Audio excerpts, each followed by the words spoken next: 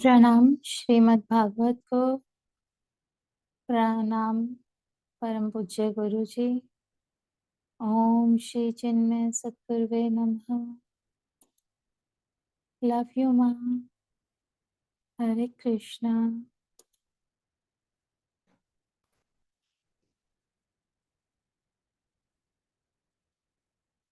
नमस्ते, प्रणाम आप सभी को। चलिए हम अपना पाठ शुरू करते हैं।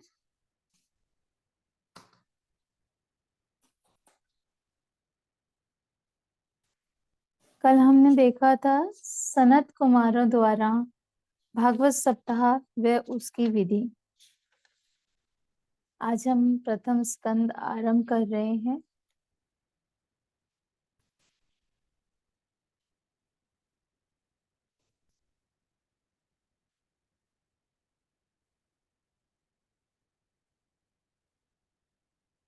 अब भागवत पुराण आरंभ होता है। श्रीमद् भागवत में 12 स्कंद हैं। प्रत्येक स्कंद में अनेक अध्याय हैं। किसी में कम है तो किसी में ज्यादा। प्रथम स्कंद अधिकारी स्कंद है। इसमें यह बताया गया है कि भागवत का सर्वोत्कृष्ट अधिकारी कौन है। राजा परीक्षित ही सबसे योग्य अधिकारी हैं। माने उनके जैसा जो हो जाए वह सर्वश्रेष्ठ अधिकारी है। देखिए, इस भागवत पुराण के प्रारंभ में बहुत ही सुंदर श्लोक है। केवल इस एक श्लोक पर वेदांत की बात कही जाए तो उसके लिए 7 दिन भी कम पड़ जाएंगे। इसी एक श्लोक की व्याख्या पूरे ग्रंथ में की गई है, इसलिए हम अलग से उसकी व्याख्या नहीं करेंगे। भगवान को प्रणाम करके प्रथम स्कंद को प्रारंभ करते हैं। प्रणाम। जन्म आद्यस्य यतो अन्वय आदि तरत च शर्थे शब्भिज्ञ सव्राट तेने ब्रह्म हृदया य आदि कव्ये मुह्यन्ति यत् सूर्य है तेजो वारी मृदाम यथा विनम्यो यत्र त्रिसर्गो अमृषा धाम्ना स्वेन सदा निरस्तकुहकं सत्यम परम धीमहि। देखो, प्रथम श्लोक में ही कहा सत्यम परम धीमहि। सुनते ही गायत्री मंत्र की याद आ जाती है। गायत्री मंत्र तो सारे वेदों का सार है, तो श्रीमद् भागवत भी वैदिक है। इसमें वेद शास्त्र का ही सार है, अर्थात गायत्री का। वेद का रहस्य बताया गया है। धीमहि माने हम ध्यान करते हैं किसका? परम सत्य का। कृष्णम धीमहि ऐसा नहीं कहा। कोई एक विशेष नाम नहीं लिया गया। जो परम सत्य निर्विशेष है वही अनेक प्रकार से प्रकट होता रहता है।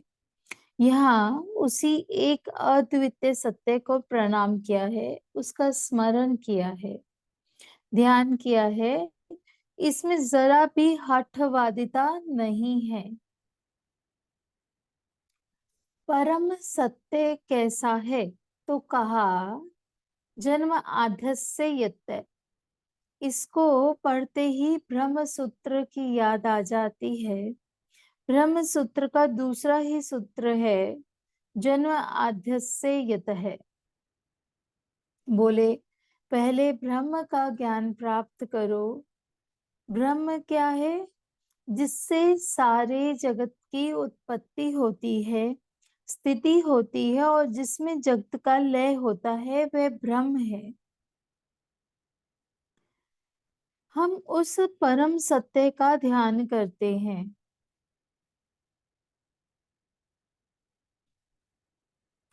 अर्थेश्च अभिज्ञ स्वराट। अभिज्ञ का अर्थ होता है चैतन्य स्वरूप, जो वह सत्य चैतन्य स्वरूप है, वही इस जगत का कारण है, इस संसार का कारण है। जगत का जो भी कारण होगा वह असत तो नहीं हो सकता, उसको सत्ता स्वरूप होना चाहिए। अभिज्ञ से बताया कि वह चैतन्य स्वरूप है, और सवराट शब्द से यह दर्शाया गया कि वह स्वयं चैतन्य स्वरूप है और किसी और के कारण चेतन नहीं हुआ है। अन्वयात सारे जगत में उसकी सत्ता व्याप्त है, लेकिन उसमें जगत नहीं है। जगत के समस्त पदार्थों में व्याप्त होते हुए भी वह जगत से भिन्न लक्षणों वाला है। तेने ब्रह्म हृदय आदि कव्य मोहयंती यत सूर्य है। आदि कवि का तात्पर्य है ब्रह्म। वह ब्रह्म जिसने सबसे पहले ब्रह्मा जी के हृदय में संकल्प मात्र से वेदों को प्रकट कर दिया है। देखिए यहाँ पे ब्रह्म और ब्रह्मा दोनों शब्द में अंतर है। ब्रह्म यानी परम सत्य, और ब्रह्मा जी जिनके संकल्प में वेदों को प्रकट किया गया है। वह ऐसा सत्य है जिसकी सत्यता के कारण यह सारा विस्तृत जगत असत्य होते हुए भी सत्य सा दिखाई देता है। कैसे? तेजो वारी मृदाम यथा विनिम्यो यत्र त्रिसर्गो अमृषा। जैसे रेगिस्तान में पानी दिखाई देता है, सूरज की किरणें चमकती रहती हैं रेत के ऊपर, परंतु किरणों से आभास होता है जल का। वास्तव में वहां पर क्या है, केवल रेत और किरणें चमक रही हैं, लेकिन वहां जो जल दिखता है वह भ्रांति है। कभी कभी जहां पर कांच चमक रहा हो वहां जल का भ्रम हो जाता है। इसीलिए दुर्योधन गिर पड़ा था उस मायावी महल में। उस महल में जहाँ कांच था उसको लगा जैसे पानी है, इसलिए वह धोती ऊपर करके जा रहा था, परंतु वहां जल नहीं था। जहां पर ऐसा कि कांच है वहां पर वह सीधे चलने लगा तो पानी में गिर पड़ा, और फिर उसी से महाभारत हुआ। देखिए ब्रह्म दुनिया में महाभारत भी कर सकता है। रेत पर चमकने वाली किरणों में पानी नहीं, पानी का केवल आभास होता है। इसी प्रकार उस परमात्मा में भी सृष्टि का केवल आभास मात्र होता है, परंतु हमें वह सृष्टि सत्य से दिखाई देती है। वास्तव में परमात्मा की सत्ता के कारण ही वह सत्य से दिखाई देती है। बोले हम उस परमात्मा का ध्यान करते हैं, इसका अर्थ क्या हुआ? हम उस परम सत्य का ध्यान करते हैं जो संपूर्ण सृष्टि का कारण है, स्वयं चैतन्य स्वरूप है, अनंत स्वरूप है, जिसमें यह जगत केवल आभास होते हुए भी सत्य सा प्रतीत होता है। मोहयंती यत सूर्य है, जिसके विषय में बड़े बड़े कवि लोग भी मोहित हो जाते हैं। धामना स्वेन सदा निरस्त कुहुकम, जो अपने स्वरूप में ऐसा स्थित है कि वहां माया का आभास भी नहीं है, जो माया से पूर्णतः मुक्त है। उस परमात्मा का हम ध्यान करते हैं। बोलिए वृंदावन महाराज की जय। बोलिए वृंदावन बिहारी की जय। धर्म प्रोजित कयित्वो अत्र परमो निर्मत्सराणां सताम्। वेदम वास्तवम अत्र वस्तु शिवदम तापत्रयो अन्मूलनम्। श्रीमद् भागवते महामुनि कृते किं वा ईश्वरः सद्यो ऋद्व अरुद्ध ते अत्र कृतिभिः शुश्रूभिस्तत्क्षणात्। भागवत में कर्म कांड, उपासना कांड, ज्ञान कांड सबकी विशेषता बताई गई है, और इसमें जो धर्म बताया गया है, धर्मः प्रोजित कहित वो अत्र परमः, उसकी विशेषता यह है कि उसमें जरा भी छल कपट नहीं है। इसका अभिप्राय आगे भागवत कथा में प्रकट होगा। वह परम धर्म है। वह किस प्रकार से लोगों के लिए कहा गया है, तो कहते हैं निर्मत सरानाम सताम, सामान्य लोगों के लिए नहीं। ऐसे सत्पुरुष जिनके मन से मत्सरादि सारे भाव निकल गए हों, जो अत्यंत शुद्ध अंतः करने वाले हों, उनके लिए ऐसा कहने पर लगता है यह तो स्वयं धर्म की परिभाषा है। इसी कारण इस श्लोक पर बड़े बड़े भाष्य लिखे गए हैं। वेद्यम वास्तवम अत्र वस्तु शिवदम, यहाँ पर ऐसी परम वस्तु का निरूपण किया गया है जो शिवदम कल्याणप्रद और तापत्रयो उन्मूलनम, तापत्रय को जड़ से मिटा देने वाली है।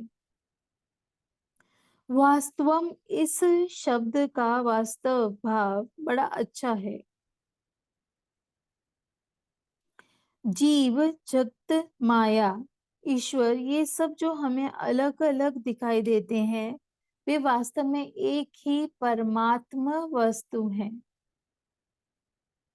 तो यहाँ उस परमात्मा वस्तु का वर्णन किया गया है जो कि जीव, जगत, ईश्वर के रूप में हमको दिखाई देती है। श्रीमद् भागवते महामुनि कृते, यह भगवान महामुनि कृत, महामुनि द्वारा रचित किया गया है। महामुनि का तात्पर्य है वेद व्यास जी, ऐसा बताते हैं। लेकिन ध्यान में रखना कि महामुनि तो नारायण भगवान ही हैं, क्योंकि नारायण भगवान से ही ये ज्ञान की परंपरा आरंभ हुई है। कृष्णं नारायणं वंदे, कृष्णं वंदे व्रज प्रियम, कृष्णं द्वैपायनं वंदे, कृष्णं वंदे पृथासुतम।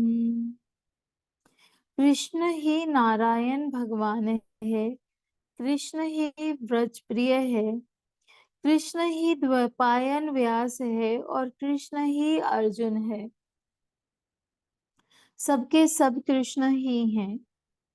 अब कहते हैं जगत में बहुत सारे उपाय कहे गए हैं परमात्मा को हृदय से पकड़ने के लिए, परंतु अन्य साधनों से परमात्मा पकड़ में आएगा या नहीं, इसमें शंका है। लेकिन भागवत की विशेषता यह है कि सद्यो हृदय अवरुद्धत्र कृति भी सुश्रुभि, श्रवण मात्र से भगवान को अपने हृदय में प्रकट हो जाते हैं, तत्क्षणात् उसी क्षण प्रकट हो जाते हैं और उसमें देर नहीं लगती। देखो जहां अत्र शब्द का कितनी बार प्रयोग किया गया है।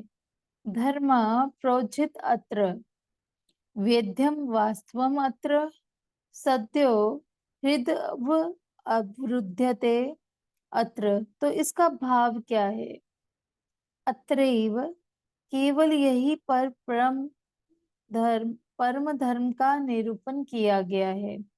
यहाँ परम वस्तु का जिस प्रकार बोध कराया गया है वैसा और कहीं नहीं कराया गया है। यही वह साधन बताया गया है जिसको सुनने मात्र से भगवान निश्चित रूप से हृदय में प्रकट हो जाते हैं। इस प्रकार वंदना के ये 2 श्लोक हुए। नैमिष्ये अनिमिषित्रे ऋष्य शोकन शौनकाद्य सत्रम स्वर्गाय लोकाय सहस्त्र सम्मासत। एक बार शौनक आदि ऋषियों ने नैमिष्यारण्य में एक बहुत बड़ा सत्र किया। नैमिष्य अरण्य को ही अनिमिषित्र भी कहते हैं। अनिमिष कौन है? वह तो भगवान ही है। निमिष का अर्थ तो मालूम है ना, निमिष यानी पलकों का झपकाना या आंखों का खुलना बंद होना। लेकिन जो इस प्रकार से कभी भी निद्रा तंद्रा है, ये भगवान का में नहीं जाते, उनको अनिमिष कहते हैं। अतः ये जो नैमिषारण्य है, ये भगवान का ही क्षेत्र है। शौनक आदि ऋषि वहां पर यज्ञ कर रहे थे, परंतु हमने जो महात्म्य का प्रसंग देखा वह पद्म पुराण का था। अब हम भागवत पुराण देख रहे हैं। यज्ञ के अंतराल के समय वे सूत जी से प्रश्न पूछते हैं। उन प्रश्नों का सार यही है कि विशेष रूप से कलयुग में जीव अत्यधिक दुख पाते रहते हैं। इनके उद्धार का मार्ग क्या है? संक्षेप में यही शौनक आदि ऋषियों का प्रश्न है। वैसे यहाँ पर प्रथम अध्याय में उन्होंने 6 प्रश्न किए हैं।